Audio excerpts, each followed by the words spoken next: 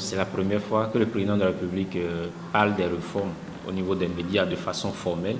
C'est vrai que lorsqu'on prend le PAC 2, le programme d'action du gouvernement 2, il y a des actions qui sont inscrites dans le cadre des réformes au niveau des médias, mais que le président de la République revienne sur ça et mandate officiellement la HAC. Je pense qu'en tant que journaliste, on ne peut que se réjouir parce qu'on est tous unanimes sur le fait qu'aujourd'hui, il faut réformer le secteur. Il y a beaucoup de choses qui sont à revoir.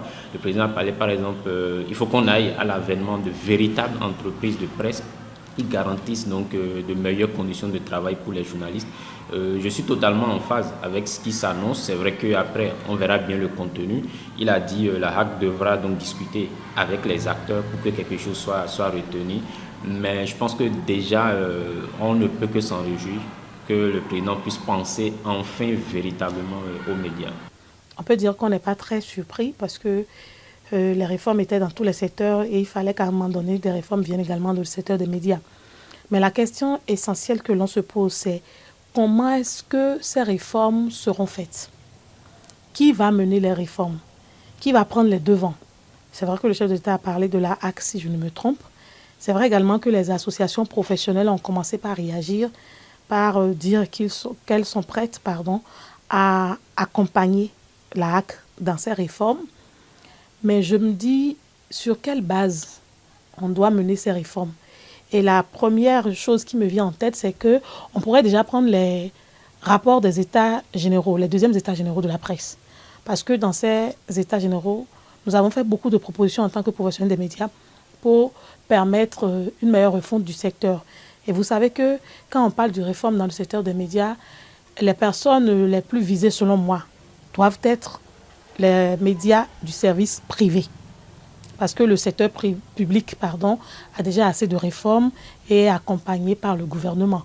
Maintenant, comment est-ce que ça va se faire quand on sait que dans le secteur privé, c'est des particuliers, des fois des professionnels, qui ont leurs entreprises de presse? C'est avec joie et grande satisfaction que nous avons suivi le chef de l'État, le président Patrice Talon, d'opérer des réformes dans le secteur des médias.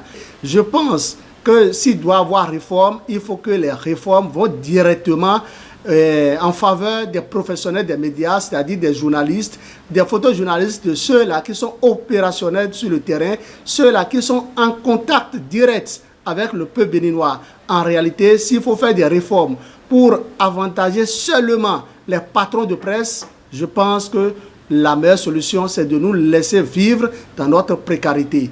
Vous savez, c'est déplorable ce que nous vivons dans la presse depuis plusieurs années. C'est vrai, il y a des pouvoirs qui se sont succédés, mais des choses ont été dites, mais jamais du concret et rien que du concret. Je pense qu'avec le pouvoir Patrice Talon, ce sera du véritable concret et que les médias vont respirer davantage correctement. Il est vraiment important et je pense que l'heure a sonné pour qu'il y ait des réformes et rien que des réformes profondes.